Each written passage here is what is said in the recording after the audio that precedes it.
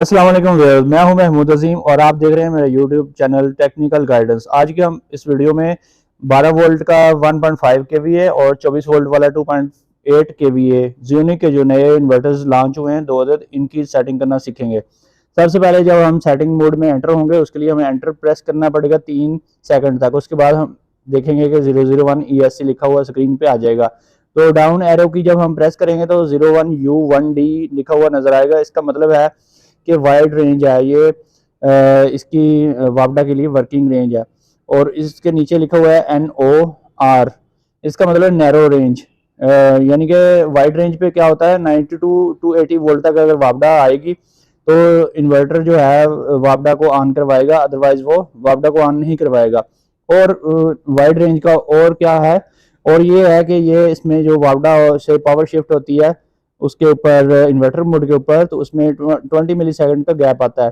और जबकि narrow range जो होती है उसमें 10 मिली सेकंड का गैप होता है। अगर आप कंप्यूटर यूज़र हैं, पीसी यूज़ करते हैं, तो फिर आपको नैरो रेंज सेलेक्ट करनी चाहिए, अदरवाइज दोनों रेंजेस जो हैं वो सही वर्किंग करती हैं। इसके बाद सेकंड नंबर पे ऑप्शन है हमारे पास output source priority to configure load power source priority. इसमें 2 नंबर में है हमारे पास SOL, UEI और SBU के 3 मोड्स हैं। अगर आप चाहते हैं कि दिन को सारा दिन सोलर चले और उसके बाद शाम को ऑटोमेटिकली वापडा के ऊपर शिफ्ट हो जाए तो फिर SOL मोड को आप सिलेक्ट कर लें। अगर आप चाहते हैं कि इसको एज ए UPS यूज़ करें और सोलर बिल्कुल काम ना करे तो फिर UEI को सिलेक्ट कर लें। और अगर आप चाहते हैं कि मोस्ट एफिशिएंट मोड हो, इकोनॉमिक हो, बचत के लिहाज से बहुत ज़्यादा आपको फ़ायदा हो, तो फिर SBU मोड करें। यानी कि इसमें यह होता है कि सारा दिन सोलर से चलता है और रात को शाम को जो बैटरी आपने दिन को चार्ज की होती है वो कंज्यूम होनी स्टार्ट हो जाती है। और वो तब तक कंज्यूम होती रहती है तब जब तक आपने इसके अंदर जो 2 सेटिंग आगे आएंगी तो वो उसमें जो वोल्टेज आपने सेट किए होते हैं उस लेवल तक बैटरी जो है वो ड्रेन होती रहती है।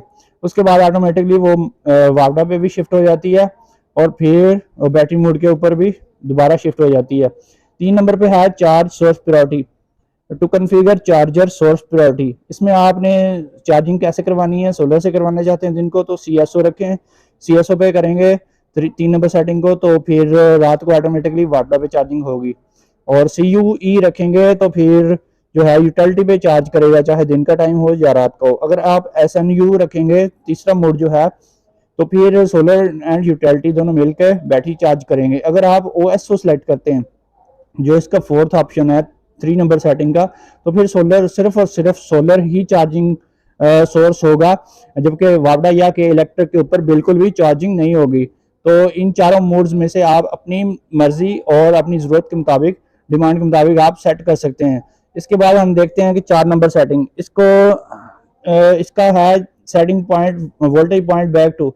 इसका ये है, आपने इसको डिफ़ॉल्ट जो वैल्यू है 14 वोल्ट, आपका जो है मॉडल 1.5 केवी है उसको 14 वोल्ट रखना है, या फिर 2.8 केवी है जो मॉडल उसको आपने रखना है 27 वोल्ट। बल्कि आप इस दोनों को FUL के ऊपर ही रखें ताकि जब बैटरी हमारी फुल चार्ज हो जाए तो फिर उसके बाद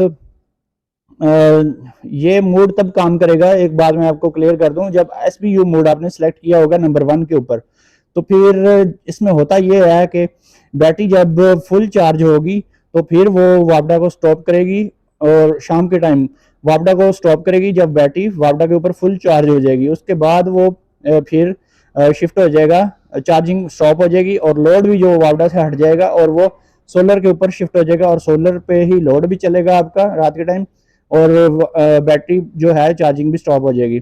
इसके बाद है 5 नंबर सेटिंग। ये भी डिफ़ॉल्ट वैल्यू जो है इसकी आपने रखनी है 11.5, 12 वोल्ट नहीं रखनी 1.5 केवीए के लिए, जबकि 2.8 केवीए के लिए आपने रखनी है 23 वोल्ट। ये मैक्सिमम रिजल्ट्स अच्छा देती हैं। ये सेटिंग्स दोनों जो मैंने आपको बताई हैं, ये एक्सपीरियंस जो है मैंने बहुत जगह पे ये आजमाई है सेटिंग, और ये बहुत अच्छी काम करती है। इसको आपने जब इसका पर्पज़ क्या है, जब आप इस सेटिंग को रखेंगे तो होगा ये कि जब शाम के टाइम बैटरी आपकी चार्ज हो जाएगी वापडा से जब FUL पे रखने से, उसके बाद वो बैटरी मोड के ऊपर शिफ्ट हो जाएगा। इस सेटिंग का मतलब है स्टॉप डिस्चार्जिंग द बैटरी, जबकि 4 नंबर सेटिंग का मतलब है स्टॉप चार्जिंग द बैटरी। ये स्टॉप डिस्चार्जिंग द बैटरी, यानी कि बैटरी रात के टाइम जब चल रही होगी बैटरी के ऊपर, तो फिर इस लेवल तक जब बैटरी डिस्चार्ज हो जाएगी उसके बाद ये बैटरी को डिस्चार्ज करना छोड़ देगा और वापडा को ऑन करवा देगा। अगर वो उस टाइम पे अवेलेबल हुई तो उसको ऑन करवा देगा, उसके ऊपर चार्जिंग भी चला देगा और आपका लोड भी चला देगा। इसके बाद है 6 नंबर सेटिंग। 6 नंबर सेटिंग में मैक्सिमम चार्जिंग करंट सेट किया जाता है। अच्छा, अक्सर लोगों का माइंड ये होता है कि ये जो सोलर का करंट है, यहाँ से सोलर का करंट हम बढ़ा सकते हैं, कम कर सकते हैं, लेकिन ये टोटल करंट है, ये सोलर प्लस यूटिलिटी यानी कि सोलर और वाटर दोनों का करंट है इसके अंदर से आता है। ठीक है, इसी सेटिंग में से गुजरता है। और इस इन्वर्टर के अंदर एक अच्छी चीज़ जो है वो 80 एम्पेयर का इन्होंने दिया हुआ है 1.5 kVA में चार्जर, और 75 एम्पेयर का दिया हुआ है 2.8 kVA यानी 24 वोल्ट वाले में। और जबकि हमने देखा है 1 किलोवाट और 2 किलोवाट के छोटे इन्वर्टर्स चाहे इन्वर्क्स के ही हैं, जितने भी इन्वर्टर्स ओल्ड टाइप वेरोन के अलावा जो पुराने मॉडल थे, वो उनमें जो चार्जर था मैक्सिमम 50 एम्पेयर का चार्जर दिया जाता था। फ्रोनस हो गया, मैक्स पावर हो गया, क्राउन हो गया, जितने भी इन्वर्टर्स हैं। इस इन्वर्टर में ये प्लस पॉइंट है एक कि इसका 75 एम्पेयर तक इसकी चार्जिंग की सोलर से चार्जिंग की ऑप्शन है हमारे पास। इसके बाद जी maximum utility charging current, utility के ऊपर कितना चार्जिंग करंट रखना चाहिए, मैक्सिमम यूटिलिटी का यहाँ से आपने सेट करना है। 1.5 kVA में ऑप्शन आप जो हैं आपके पास 5 एम्पेयर, 10 एम्पेयर, 15 एम्पेयर, 20 एम्पेयर, जबकि 2.8 kV वाले मॉडल में आपके पास ज्यादा ऑप्शंस अवेलेबल हैं। अगेन मैं प्लस पॉइंट दूंगा इस इन्वर्टर को, क्योंकि इस तरह के कोई भी 1 किलोवाट या 2 किलोवाट के छोटे इन्वर्टर में ओल्ड मॉडल्स जो भी थे उनमें इस टाइप के इतने ज्यादा ऑप्शंस अवेलेबल नहीं थे। उनमें सिर्फ 10 एम्पेयर और 20 एम्पेयर का ऑप्शन अवेलेबल होता था। जबकि मैंने अक्सर देखा जहां जहां भी 200 एम्पेयर आर की बैटरी को हमने 20 एम्पेयर दिए थे, वो बैटरियां जल्दी खराब हुई हैं बनिस्बत उन बैटरियों के जहां पे 200 एम्पेयर आर की बैटरी को हमने 10 एम्पेयर या 15 एम्पेयर पे सेट करवाया था।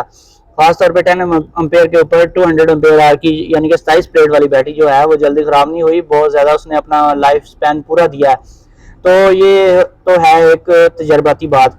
बाकी यूट्यूबर्स जो हैं काफ़ी सारे उन्होंने ये बातें फैलाई हुई हैं जी, जितने एम्पेयर आर का पावर बैंक है और उसके आप 10% जो है उसको दें तो वो बड़ा सेट चलता है जी, बड़ा अच्छा रिजल्ट मिलता है। और रिजल्ट तो अच्छा मिलता है, चार्जिंग जल्दी हो जाती है, लेकिन बैटरी डैमेज होती है ज़रूर, थोड़ी थोड़ी डैमेज ज़रूर होती है। लेकिन 10 एम्पेयर या 5 एम्पेयर या 15 एम्पेयर जब हम रखेंगे 200 एम्पेयर आर के लिए, यानी कि ये अप्रॉक्सीमेटली आपको 5% से लेकर 7% तक आपको देने चाहिए। जितने भी 100 एम्पेयर का हो उसका आपने 5 से 7% तक आपने देने, 10% एम्पेयर्स नहीं देने, नहीं तो बैटरी जल्दी डैमेज होनी स्टार्ट हो जाती है। और इसके अलावा इसमें जो नेक्स्ट ऑप्शन है वो है 8 नंबर। 8 नंबर पे auto start when overload occurs, यानी कि इसको आपने डिफॉल्ट वैल्यू डिसेबल है जो डिसेबल ही रहनी चाहिए। इसको अगर आपने इनेबल कर दिया 8 नंबर को तो आपका इन्वर्टर जो है फ्लक्चुएशन स्टार्ट कर देगा। उस टाइम पे जब आप ज्यादा लोड डालेंगे या ओवरलोड हो जाएगा इन्वर्टर तो बार बार वो रिस्टार्ट होने की खुद ब खुद कोशिश करता रहेगा, इसी कोशिश में वो उड़ जाएगा। इसके बाद जी सेटिंग नंबर 9 आती है। 9 में है लोड इसी कट ऑफ वोल्टेज, यानी कि आपने बैटरी कहाँ तक ड्रेन करवानी है। अगर आप चाहते हैं कि बैटरी आप ज्यादा बैकअप आप हासिल करें तो आपने जो है इसको 12 वोल्ट वाला मॉडल जो है इसको 10 वोल्ट पे रखना है और 24 वोल्ट वाले मॉडल को आपने 20 वोल्ट के ऊपर सेट कर देना है। 10 नंबर के ऊपर है एलईडी लाइट कंट्रोल, यहाँ से एलईडी लाइट ऑफ या फिर ऑन करवाई जा सकती है। इसके बाद है 11 नंबर के ऊपर रिकवर मैन्युफैक्चरी सेटिंग। यहाँ 11 नंबर से आपने NEE पे रखेंगे तो जो है फैक्ट्री सेटिंग वो आपकी रिकवर हो जाएगी। और जो आपने अगर आप चाहते हैं कि आप अपनी मर्जी से सेटिंग सेव करें तो फिर उसको डिसेबल कर दें, जो कि डिफॉल्ट वैल्यू है रिकवर डिसेबल ही रखना चाहिए। दोस्तों मैंने बड़ी मेहनत से इस पूरे यूजर मैनुअल को स्टडी किया और इसमें से चंद की पॉइंट्स जो हैं मैंने नोट किए हैं। अब स्पेसिफिकेशन की बात करें तो जो 12 वोल्ट का मॉडल है वो 1500 VA यानी कि 1050 वाट पावर प्रोड्यूस करेगा और दूसरा जो है 1820 वाट पावर प्रोड्यूस करेगा। अब कुछ दोस्त ये समझते हैं कि इसके ऊपर 1.5 kVA लिखा हुआ तो इसका मतलब ये है कि ये 1500 वाट करेगा और इसको करनी भी चाहिए, और जो 2.8 है वो 250 वाट पावर प्रोड्यूस करेगा। ऐसा बिल्कुल भी नहीं है, क्योंकि इस इन्वर्टर का जो पावर फैक्टर है वो 1 बिल्कुल भी नहीं है। इसका पावर फैक्टर 0.7 है। 0.7 पावर फैक्टर होने की वजह से ये पूरी पावर आपको नहीं देगा बल्कि कम पावर देगा। और ये एक इसका डिसएडवांटेज या फिर इसको ड्रॉबैक भी बोल सकते हैं, इस इन्वर्टर में ये एक खामी है। लेकिन अगर देखा जाए जितनी इसकी कम प्राइस है 25-30 हज़ार में, अब आपको ये तो नहीं है कि आपको बहुत अच्छा इन्वर्टर मिल जाए, वो उसमें हर चीज़ हो, लेकिन इसमें काफ़ी सारी चीज़ें ऐसी भी हैं जो दूसरे इन्वर्टर्स, महंगे इन्वर्टर्स में भी नहीं पाई जाती। इसके बाद है आउटपुट वेव फॉर्म, ये है जी मॉडिफाइड साइन वेव, यानी कि ये साइन वेव भी इसकी प्योर साइन वेव नहीं है, ये भी इसका एक ड्रॉबैक है। तो इसके बाद हम आते हैं जी प्रोटेक्शन में। प्रोटेक्शन में इसमें ओवरलोड प्रोटेक्शन जो है वो 3 किस्म की है। एक प्रोटेक्शन जो है वो 110% पे काम करती है, यानी कि ओवरलोड 110% अगर इसको आप करेंगे तो 1 मिनट तक ये चलेगा, उसके बाद ये बंद हो जाएगा। उसके बाद जो 20 सेकंड की प्रोटेक्शन है वो 120% पे काम करती है, और फिर जो 150% अगर इसको आप ओवरलोड करते हैं तो ये 0 सेकंड यानी इन नो टाइम ये पावर ऑफ हो जाएगा। और इसके अलावा इसमें डिस्चार्जिंग की प्रोटेक्शन है, ओवर चार्जिंग की है, ओवरलोडिंग की है, ओवर टेम्परेचर की है, और शॉर्ट सर्किट प्रोटेक्शन है। ये सारी प्रोटेक्शंस हैं इसके अंदर जो किसी भी अच्छे इन्वर्टर्स में पाई जाती हैं। इसके अलावा इसकी चार्जिंग जो है एल्गोरिदम क्या है, वो 3 स्टेप चार्जिंग है, यानी कि 3 स्टेजेस हैं इसकी चार्जिंग की। जैसा कि आपको पता है बल्क चार्जिंग स्टेज होती है, एब्जॉर्प्शन स्टेज होती है, और फ्लोट चार्जिंग वोल्टेज स्टेज होती है। ये तीनों स्टेजेस इसके अंदर पाई जाती हैं, और आप इसके साथ ट्यूबलर बैटरी भी लगा सकते हैं, क्योंकि इसके फ्लोट चार्जिंग वोल्टेज जो है 13.7 है, और दूसरे इन्वर्टर के 27.4 रखे हुए हैं, यानी कि मैक्सिमम आप उसको चार्जिंग कर सकते हैं। और इसके अलावा इसमें जो है max PV panel array power जो है 900 वाट, यानी कि 900 वाट के सोलर पैनल इस 12 वोल्ट के साथ लग सकते हैं, और 24 वोल्ट वाले मॉडल में हम 1500 वाट तक के सोलर पैनल इसके साथ कनेक्ट कर सकते हैं। लेकिन यहाँ पे आपको एक बात मैं क्लियर कर दूं, नेक्स्ट स्टेप में लिखा हुआ है maximum PV mode power rating to support load. Load जो है वो 500 वाट का चलाएगा पीवी के ऊपर, और दूसरा मॉडल जो है 1000 वाट का लोड सिर्फ चलाएगा। ये 24 वोल्ट वाला मॉडल है वो 1000 वाट तक का लोड उठाएगा सोलर पैनल्स के ऊपर। इसके बाद है जी maximum charging current. Maximum charging current जो है ये 50 एम्पेयर करेगा सोलर के ऊपर, और दूसरा मॉडल भी 50 एम्पेयर ही करेगा। यहाँ पे ये बात क्लियर हो गई है, ये 50 एम्पेयर सोलर से करेगा, इससे ज्यादा जो इसमें रेंजेस दी हुई हैं 75 तक की, वो सोलर के लिए नहीं है, वो मिक्स करंट के लिए है। और इसमें यह है नॉर्मल बैटरी वोल्टेज जो है वो 12 वोल्ट और 24 volt. Optimal work voltage range जो है, यानी कि पीवी के 16 से 18 वोल्ट मिनिमम इसको चाहिए स्टार्ट होने के लिए। दूसरा मॉडल जो है वो 32 वोल्ट से कम वोल्टेज पे स्टार्ट नहीं होता। यहाँ पे जी इसके 55 volt maximum PV input voltage दिए गए हैं, जो कि किसी भी इन्वर्टर में आजकल लेटेस्ट जितने भी इन्वर्टर्स आ रहे हैं वो इस टाइप के 1 किलोवाट 2 किलोवाट रेंज में वो 102 वोल्टेज तक होते हैं। 102 वोल्ट का उनका सेमी एमपीपीटी होता है, जबकि इसका सेमी एमपीपीटी ओल्ड टाइप है। जो पुराने मॉडल्स थे 2-3 साल पहले इन्वर्टर्स आते थे उनमें 55 वोल्ट का जो होता था उनका सेमी एमपीपीटी कंट्रोलर होता था, और इसमें 65 एम्पेयर जो है हम इनपुट पीवी दे सकते हैं, यानी इतने सोलर पैनल लगा सकते हैं पैरेलल में कि 65 एम्पेयर तक हम इसको फीड कर सकें। इसके बाद ट्रबल शूटिंग आ जाती है। इसमें अगर नो एलसीडी डिस्प्ले है तो फिर आपने बैटरी चेक करनी है और चार्ज करवानी है, उसकी ग्रेविटी श्रेविटी पूरी करवा के दोबारा लगाएंगे। बैटरी वोल्टेज जब पूरे होंगे तो फिर ही ये ऑन होगा और वर्किंग करेगा।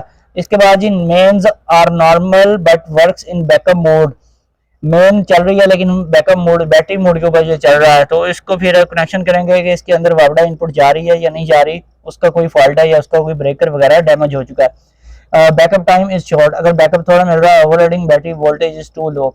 Disconnection critical loads, critical load हटा दें, recharge battery more than 8 hours. Battery की ग्रेविटी पूरी करवाएंगे तो फिर वो आपको बैकअप टाइम जो है सही मिलना स्टार्ट हो जाएगा, वो बैटरी का फॉल्ट है यानी कि ये।